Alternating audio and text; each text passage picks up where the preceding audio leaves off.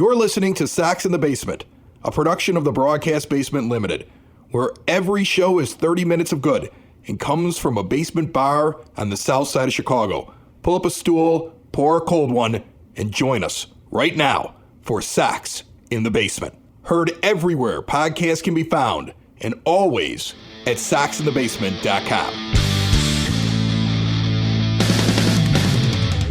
I'm at ease.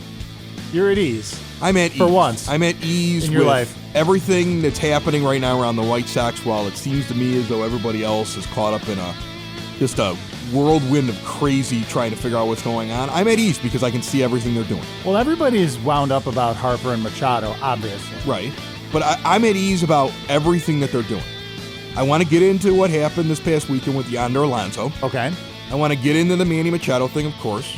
I want to, of course, we'll address what's going on with Machado and Harper because it's really the only thing going on. But I'm at ease because I get it. Whether or not you agree with it or not, I get it. Okay, so you've been what's going on. You've been enlightened. You know what? I've been on this track for several episodes. And first of all, I want to say thank you, all of you who not only are listening, but are obviously telling your friends, because when you look at the numbers for this show, it's not just like a 45-degree angle, like on a graph of it going up. It's like this weird reverse ski slope of where it's almost going straight up with the amount of people that listen from week to week. Wow. Yeah, it's incredible who's listening to this, and Dave and I appreciate it very, very much. And a lot of the kind words. I get what's going on. And it becomes more and more clear each and every day. First, I want to tell you what's going on with the Sox. And then, after I sit back and pretty much let you take over the show, because I'm completely and totally relaxed. Look at the look on your face. You're like, holy crap. Dude, don't nobody want to hear me talking. Come on now. I've been listening lately. I feel like I dominate. I don't want to do that to you. Okay, so then we'll get into what I think is really going on in free agency with Machado and Harper. He picks the day that I'm on like 4 hours sleep, and I just came from a 1,000-yard workout at the swimming pool. You work out. You keep bragging about how you work out. I took a walk last night. It was like the first exercise I've gotten in a week. Did you feel it? I worked out. Did you feel it in your chest? Oh, it's right there. It's in the glutes. I don't even know what the glutes are, but it's where it's the. That's your that's your buttocks. Okay, the butt sore. That's your nether regions. Your posterior, as it is. Here's what's going on with the White Sox. The White Sox Rick Hahn and Kenny Williams went into Jerry Reinsdorf's office a few years ago. Or maybe it was just Rick Hahn. Maybe Kenny Williams, who's always been against tearing things down, couldn't be convinced again. And Hahn knew he had to get Reinsdorf on his side. And Hahn, being the genius that I want to believe that he is, and this is just a theory, but I'm starting to really buy it. Okay. Goes in and sits down with Jerry and Kenny and says to Jerry, just ignores Kenny. Just like basically he knows Kenny's not on his side about this. Because he never wants to rebuild. Kenny always wants to rebuild. Always wanted to do it on the fly. Bargain, always wanted a big free agent. Always thought that like Adam Dunn's going to save us. And I remember when they signed Dunn, I was like, I don't like this deal. No. I know a lot of people loved it. I never liked it. I did not either. But here's the thing. He sits there and he looks at Jerry Reinsdorf, also the owner of the Chicago Bulls, and says, Jerry, we're going about this the wrong way. We should be doing this like they do in the NBA. Right. We should have nothing but expiring contracts. We should have nothing but payroll flexibility. If you let me bring this down to the studs, not only will I build a team, but I won't spend your money stupidly. So at some point when I want to jump this to $200 million, I just want the money that I saved you like stuck in a bank somewhere. I just want you to hold it back so I can use it. Now, we've talked about this before, and there have been people who have said that it is something somewhat kind of similar to that. Okay. Like how that works. So here's what I think happened. Jerry's intrigued, and he goes, here's what we're going to do. We're never going to have a contract that we can't get out of, with the exception of maybe one or two guys that we really believe in. We're never going to spend your money badly. This is back in 2016. Oh, yeah, this is what he tells them. Yeah. And we're never going to get ourselves into a position again where we've got bad money on the books. And Jerry's like, this is great. And Kenny's like, oh, my God, he figured out a way to get Jerry on his side. Crap. Right. I'm not getting the next aging free agent that's out on the market this year. We're actually going to rebuild. No Miguel Cabrera. Sorry, okay. Kenny. No. If you look at the White Sox current payroll right now, and remember the deals that they have made, the major deals they have made. They got Colome in a deal where they trade away a young catcher that they don't see as part of their plans, obviously. Narvaez. They don't see him as part of their plans, and they get themselves a closer. They pick up Ivan Nova, and they trade away nothing, basically, for him. Right, an outfielder. No. That was the pitcher. That was the pitcher. I'm and sorry. Future considerations. Right. Okay. That was the Pirates deal. The outfielder that was part of the log jam because all these guys from single A are moving up to double A this year, along with their manager and future White Sox manager, Omar Vizquel. Alex Call. Alex Call gets traded away for Yonder Alonso, and we'll get into the significance of that move. Because a lot of people are Here's the deal. Just sorry to interrupt. A lot of people are freaking out about the Alonso deal because, oh my God, does this mean they're trading Abreu? No, they're not. No, relax. If you go on Baseball Reference right now, baseballreference.com right now. I'm not a genius. I don't walk around with all the contract numbers in my head. I just go and look them up. You go on baseballreference.com right now and you look up the White Sox future payrolls. Tim Anderson and Alex Colome are the only guys, according to baseballreference.com, that you're on the hook for next year. Really? Yeah. Technically, you can buy out Alonso if he only gets less than 550 plate appearances, which is totally possible because if you decide you don't like him halfway through the year, guess who's not playing that much anymore? Right. Okay? And then you buy him out for $1 million. You can buy out Wellington Castillo for $500,000, and you can buy out Nate Jones at $1.25 million, according to Baseball Reference, even though he's got a 3-year deal. Okay, right. You have buyouts built in. The only guy that really goes long distance is the Anderson deal. He's 2019, 2020, 2021, 2022. Right. They've locked him up long term. They believe in him. Right. Like he is part of this thing, whether, And you know what? If they really like him and he becomes really good, he's got a $12.5 million team option in 2023, or they buy him out for $1 million. Oh, nice. Okay. So that's what they're on the hook for as a team. Everybody else is arbitration eligible, pre-arbitration eligible. You could just dump out of their contracts. You could just say, hey, great, nice to see you, bye-bye. Okay? You have total roster flexibility. See, I didn't realize it was that to that degree of... It's an extreme. Yeah, I didn't realize it was that extreme, right. Yeah. And that's why, as I've said before, I don't think that they're actually going to go and do anything in this offseason except go after the big fish. If they can't get the big fish, they're just going to sit back. They're going to play for 2019. They're going to keep their roster flexibility, and they're going to have the big fish again. Because you know what they're doing? They're doing the let's build the team, getting multiple stars at the same time. Yes. Okay. It's you and I talked about it off. They're doing the Miami Heat. They're doing the Miami Heat. They're doing the Miami Heat. It's exactly what they're doing. That's part of their pitch right now. Their pitch to Manny Machado is Manny Machado, and he was just in town this week on Monday. Manny, we want you to come here. We want you to play here.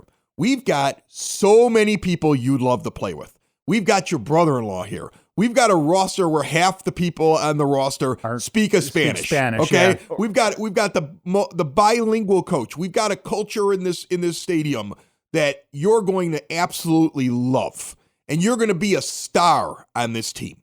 Bryce, hey, we've got all this going on, and we think we're going to get Machado too. I really think they're going after both. They know they are, and they're definitely they absolutely and are. I think they're definitely going to get one of them, and I'll get into that in just a moment. But that's what the pitch is right now, and that's what they're doing. And anybody who thinks they care about Michael Brantley, or that they were going to go after one of these other names that are out there that you can get on the free agent market, they don't care about those players. They're not going after any pitchers. They're going to be just like the A's do every year. The Oakland A's every year sit back and wait until they can get a couple of pitchers that have really good whips, that have very good metrics, that were overlooked in free agency, and they go out and sign them at a cheap discount price. And that's what they're going to do, because all they're looking for is for guys to fill holes. Right. And they've got Nova to fill a hole, and now they're going to find somebody to fill Dylan Covey's hole. That sounds a little dirty, what I just said. That's a little... Socks in the basement. Socks in the basement. Sox in the basement. Sox signed Yonder Alonso. We all know he's Manny Machado's brother-in-law. One of the more interesting things that comes out of this signing is that the White Sox intend to rotate him and Abreu at DH and first base for the year, and Pelka is now currently slated to be a corner outfielder. So, guess what, White Sox fans? If they don't get Bryce Harper, the 108 is going to have standing out and by the 108 their favorite guy for the year. Yes. Okay? He's going to be standing there. It doesn't make any sense to me, but there he is. He's Avisail Garcia's replacement. Okay, because we're in year 3 of a rebuild. Right. And they're sitting there saying we want versatility and he can't just be a DH. So we're going to give him regular at-bats and we're going to see if he can play the field. And if he can't, guess what? One of those expiring contracts. Just later. One of those guys we don't have to tender a deal to. One of those guys we could keep on the cheap and we could just hang on to. And then you bring somebody up, or you get somebody to fill a hole when you do that. The Alonso Abreu thing, Alonso's never been a DH, and Abreu hates DH. I would imagine Abreu is going to be the first baseman 80% of the time, and Alonso will spell him to keep him fresh because they, I think, still believe that he is a part of their team. He had a little bit of a down year this year. He had some injuries this year, and it makes perfect sense to have somebody to back him up in case he goes through that again, because once again, he is an expiring contract. You can non-tender him. You could not pick up the option on Alonso. You have options as to where you want to go. I think what the White Sox want to do is say, we're going to rest Abreu up a little bit. We still see him as a long-term guy. We love the way that he has leadership inside of the clubhouse. We love the way that these young guys look up to him. In fact, I actually believe that if Manny Machado signs with the White Sox, part of the pitch is, Manny, and if he's still out there, we will deal Wellington Castillo and his expiring contract to a team that is going to look at that as wonderful. And we are going to go pick up, because Brian McCann will still be the backup, Yasmani Grandal, who, and this is a great little tidbit, Yonder Alonso and Yasmani Grandal, they came over on the same raft from Cuba. Wow. They defected together. I didn't know that. They came over and defected together. This is a family affair. A team full of Cubans. It's a whole team. It's a team full of Cuban players who all left Cuba. And their hero is Jose Abreu. Right. So don't worry about the fact that Abreu is going to be on the team. He's the elder statesman of the Cuban contingent of the Chicago White Sox. This is how it's all coming together.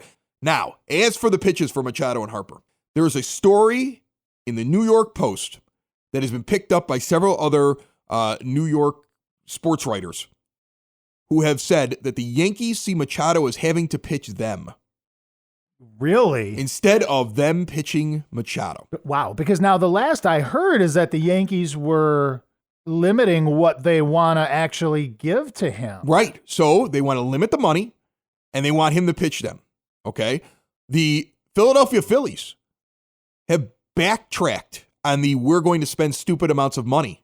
And now members within the organization are saying things like, well, when we said that, we were trying to show that we were willing to make moves, but we've made a lot of moves. No, the Phillies have made a ton of moves and this offseason so far. Just those moves. Right. So the Phillies, whom everybody was like, they pretty much, the national media was just about ready to give Bryce Harper a Phillies jersey. Right. And a week ago. They have said that now, and they were supposed to be two of the teams that were in on the Machado deal. And so if the top three teams, because we're just talking about Machado right now, were the Yankees, the Phillies, and the White Sox, he goes and he meets with the White Sox, and look what they're doing. Look how they care enough to go bring his brother-in-law in. Now, if you're worried about the White Sox coming out and saying that we're not going to break any record books with our deal, don't worry. No, because this is what Major League Baseball did last year. Remember how long it took for free agents last year to sign? Remember how the big ticket guys were out there? MLB Trade Rumors, you can get it on Twitter, but they have a website. MLB Trade Rumors released a list before the season of all the top 50 free agents and what they thought they were going to sign for. They put out an updated list yesterday morning. Okay. And the list was, here are the guys who have signed. And of the guys who have signed, if you add up the money that they actually signed for against what the prevailing thought was of what they were going to sign for, it's less. Players are signing overall for less than what it was believed to. This is the second year of Major League Baseball GMs paying market value prices only for players. So when you hear the White Sox saying what they're saying, this is negotiation through the media. Don't think they're out of it. No. Because they're in it, but they're not going to bid against themselves. No. Right. Here's the thing. Because the initial numbers that I was hearing I think we're going to talk about Harper here for a second. You want to get on Harper so bad, but that's okay. It applies to both. I pretty much have gone through Machado, but go ahead. Well, no, but I've said, because the initial numbers that I've heard for Harper were 10 to 12 years. $400 million. $400 million. He's not getting that. No. Scott Boras is in a panic. He's not getting that. No. The Dodgers come out Monday evening. And they have, and all the word coming out of Dodgers camp is we're interested in him, but we're not giving him a long-term deal, because you don't become a team that perennially goes to the World Series or competes to go to the World Series every single year and give a guy a 10-year deal and hamstring yourself that way. The Dodgers don't do that. The Dodgers are all about flexibility and the ability to move players and bring up young guys. They are not going to do that for Bryce Harper. Well, so if Scott Boras was a long-term big money deal, the Dodgers are out. Right. Plus, the thing about that you got to remember about baseball, because we were talking about like the comparisons between like what the White Sox are doing and what the Miami Heat did 10 years ago, whatever it was. The difference between basketball and baseball, all right, and you're seeing this more and more. Basketball is more of an individual sport. You spend big money on a big two or a big three, and that takes you from really crappy to really good. Yeah, it takes you from cellar to championship contender overnight. Right. Baseball is not like that. No. Baseball, you have to build a 40-man team. Right. And you have to have a number of things go right in order to really win, beyond just having one guy, having one or even two superstars on your team. But if the White Sox plan is how we're outlining it, what they're saying is we spent the last couple of years building up our farm system and getting these prospects with the intention of having a lot of controllable contracts, but guys that are going to be good. They're banking on the possibility of ending up with a bunch of low-cost players. And with all these contracts, if you're not good enough, guess what? It'll be the next guy in line. Yeah, right. We're going to move on from you. And signing a couple big difference makers. And that's why they're able to go with this makeup. I don't know if it's going to work, but that's what the plan is. Just to finish, like what I was saying earlier, though, like that's why you're seeing now baseball teams paying less and less, what you're calling market value, for those free agents. You know what I mean? Because it's you had the years where the Yankees would spend, and you know what? They got a World Series or two out of it, but they weren't able to keep it. No, in fact, the Yankees were more successful in the late 90s when a lot of those guys were homegrown. Yeah. Everybody always thought, they're the evil empire. No, they went out and got a couple of pieces to add to all their homegrown talent. They're more going back to that now, where all these guys are homegrown. That's just the way baseball is. Right. So no, Harper, he's not going to get that $400 million, 10, 12 years. No. The last number I heard was something like 322 now. Right. No. For like 8 to 10. Scott, there's a reason you have not heard anything about Bryce Harper that is concrete all week long. In fact, Scott Boras is desperate. He knows he does not have a big money deal to bring his guy. He probably listened to the White Sox talk. Okay. Yeah. And was like, this isn't good enough, Bryce. Don't worry, we'll get them up. And now he's doing things like, there was an article in a LA publication that the Dodgers were getting close to signing Harper. And within 24 hours, the Dodgers have put it out there through their guys in the media.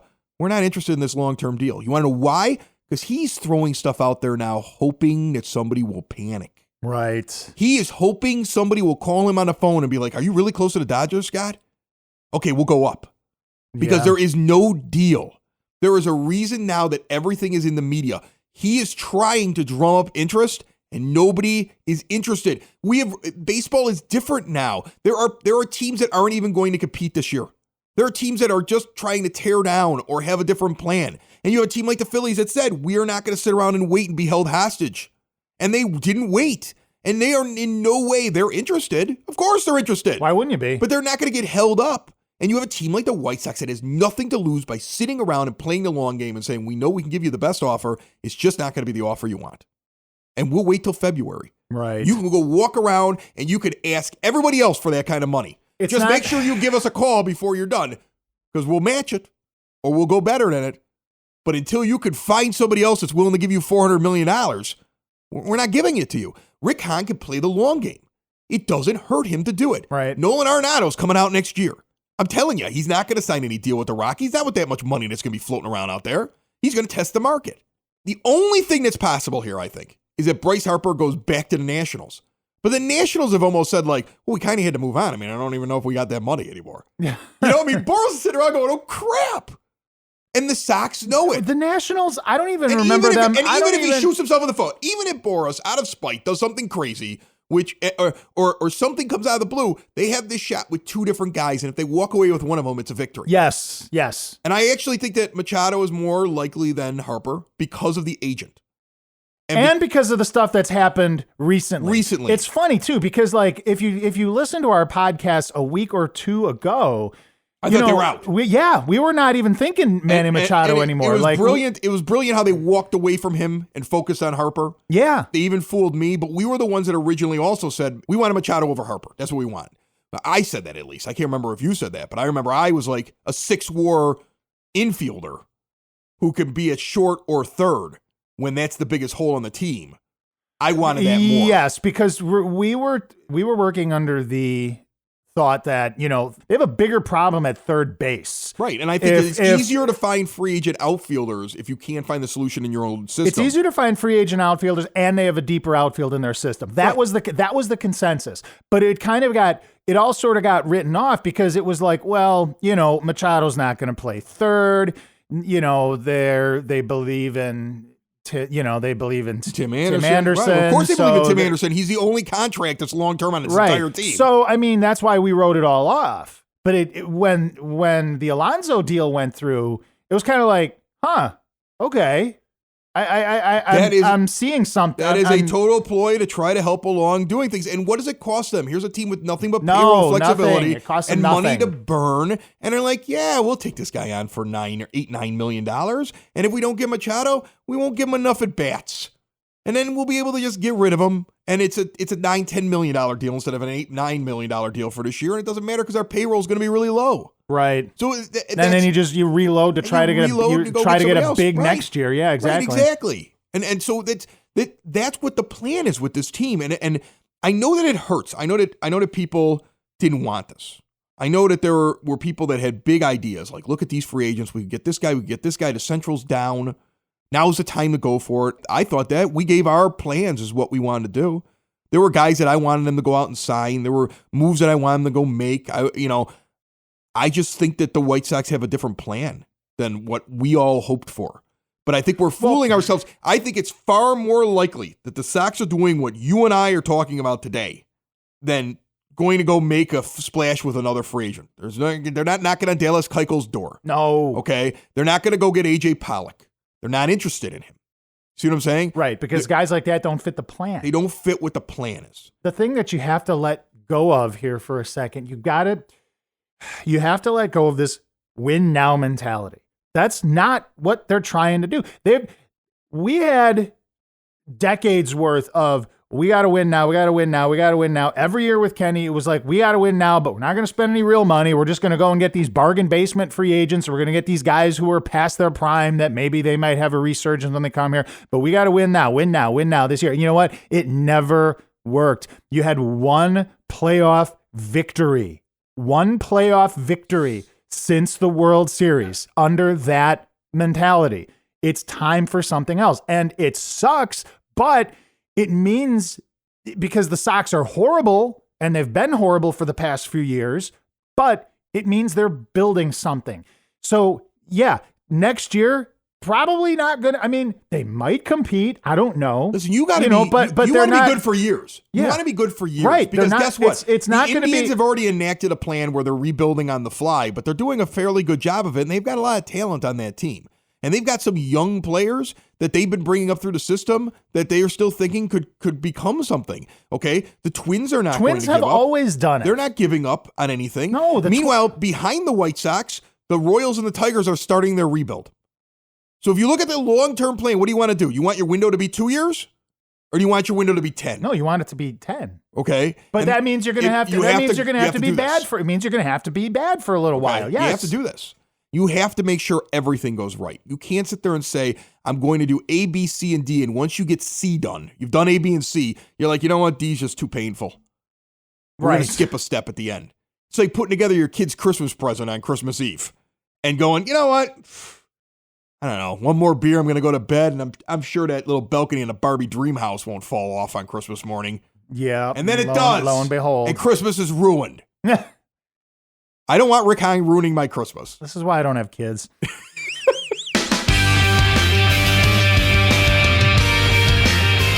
got big listenership and you do a lot to help me out with the show. And so I want to make sure that you plug where you work or your business. I want you to do that. I want you to plug Westgate. You got 60 seconds, dude. Tell everybody about what you do. Because first of all, let me tell you something before Dave starts. Dave's the kind of guy that if he wanted to, would be in a rock band right now, touring the world. He is a spectacular guitar player. Thank you. He plays for fun because he just loves to play, and he stayed in Chicago instead of going to LA when he was young because he would have rather played with his friends and been around his family, okay, than to go off and make millions of dollars playing guitar. And I really think he could have done. I don't know about millions.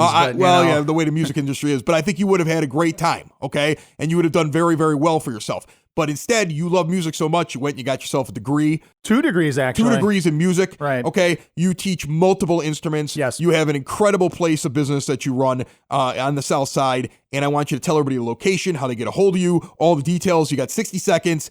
Go. Okay, Westgate Music School in Palos Heights, Illinois. The address is 6527 West 127th Street. We're on the corner strip mall in Indian Trails. We offer private lessons on all instruments: guitar, bass guitar, banjo, ukulele, drum set, and marching snare drum. We also do piano. We do of all levels. We do voice of all ages and all levels. We also do wind and brass and all of the orchestral strings too: violin, viola, cello, double bass. We also have ensemble groups. So if you're looking to play in a rock band or an a cappella choir or a barbershop quartet, we have the opportunity for all of our students to do that. Anyone who joins our ensemble program gets to play 3 times a year. They get to play on one of our student concerts, and we've been holding those student concerts. The venues have been getting larger and larger.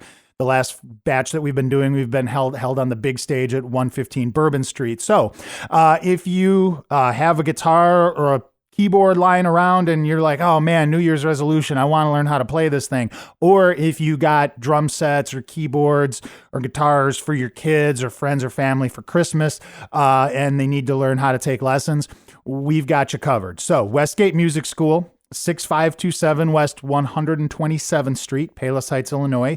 The phone number is 708-586-7002. You can also look us up online at www.westgatemusicschool.com. That was a little more than a minute, but I'm keeping it all in there because, you're my buddy and, I'm proud of you. No, and you do good work. I tried. And I still keep all the old songs that you used to play. In your bands, the ones that never made it big, but they should have. Well, thank you. I play them on the show. In fact, all the hard rock music that you hear is Dave. That's Dave. I need to write some more for you soon. That's Dave. Some of it goes back to when he was in high school, but it's Dave. Right. The more I lose, the more I forget just where I crossed the line. The more I live, the more I try to bring these moments back to life. Hey guys, just want to say that it's an incredible show, man. Incredible show. Keep doing what you're doing. Started listening a couple weeks ago and can't get enough. Great job on this last show. I mean, just at the very end, it's like, all you got to do is just listen to these guys talk. They're telling you everything, and you guys are out there talking about them. It's incredible. It's a breath of fresh air. You got the right personality types. You see these things. Just doing a great job. So keep doing it. Thank you. It's a pleasure to listen to. Hey, man, thanks. 708-459-8406. Use that to ask questions, or if you want to tell us that you like the show. We appreciate it. Thank you. I get what they're doing. You could argue up and down about whether or not you agree with what they're doing, but this is what they're doing. There's part of me that is comforted by the fact that there has been a long-term plan. What they're doing proves to me that they are not willy-nilly, just we're going to get a bunch of prospects and then go out and hope that our talent evaluation is good. There is an actual strategic plan to try to do something that nobody else has done. When was the last time the White Sox tried to do something that nobody else had done? No, well, that's what I was about to ask you. When was the last time you actually could look at the White Sox and go, hey, you know what? There's a long-term plan. I mean, what, the late 90s? The White Sox after the strike? That was the last time I can remember. The White Sox have taken what the Cubs did in tearing down and building up, and then looked at what the Astros did in tearing down and building up. And they have taken the lessons that they see on those teams, And what they've done is they focused on making sure that they have young pitching along with young players, something that is killing the Cubs right now and closing their window quickly. Their window's closing quicker than people expected it to because they've got some guys that didn't pan out. They have pitching issues, and they don't have any more payroll flexibility. Right. See what I'm saying? Yes. The White Sox have looked at the guys on the other side of town and have said that was a really good idea, but there were a few things they probably could have done differently to make it even better. And there's a plan. It might be a crazy plan, but sometimes you want to be the team that comes up with the idea first. You want to be Billy Beane figuring out sabermetrics. But I am completely calm with this. I am calm, I am relaxed, and I am just going to wait for which one we get. And if we get them both, it's golden. And if you get if I get none of them, then you have another year. I'm going to watch Eloy develop. Yeah. I'm going to wait for Dylan Cease. And I'm going to watch them overspend for Nolan Arenado. You're going to wait for Kopech in 2020. And then you're going to see them. They'll spend stupid money when they need to. Yes. See what I'm saying? When they're ready, then they'll go knock on some guy's door and be like, here's way too much money. And you know what Alonso is? Alonso's the guy that is going to put all White Sox fans who are worried about Machado and his effort, going to put their minds at ease. Because I have read multiple articles now from people after we got Alonso that explains that Alonso has no problem telling Manny Machado to hustle because they're family, and he yells at him. And he supports him, but he yells at him. So they basically said, we're going to have a babysitter. Who is that guy? Did the Bulls have a guy that was like a babysitter for Dennis Rodman? Did they do that? Oh, did the Bulls have they had the white guy that was at the end of the bench who never did anything, and he was like Dennis Rodman's babysitter to keep him calm? Was that Judd Buechler? I don't know, but that's what again, they went to Jerry and they were like, we ought to get Machado. Well, I hear he doesn't hustle. Don't worry, we're going to get him a babysitter just like you got for Rodman. Brilliant! Rick Hahn is going to Jerry Reinsdorf with basketball ideas, and I think that's what's going on. God, you're gonna make me look that up now. Another show is wrapped up. Another show's in the books. Another show is wrapped up. And then by the looks, it's gonna be a good one. And we'll see you next week. And the nudist basement. And the nudist basement. Another show is wrapped up. Another show is wrapped up. Another show is wrapped up. And it's in the books. Another show is wrapped up. Another show is wrapped up. And by the looks, it's gonna be a good one. Nudist basement. Broadcast basement. The nudist basement. The broad basement. Slancha. That was like Dropkick Murphys or something, right? I felt like it. Sox in the Basement. Heard everywhere a podcast can be found, and always on soxinthebasement.com.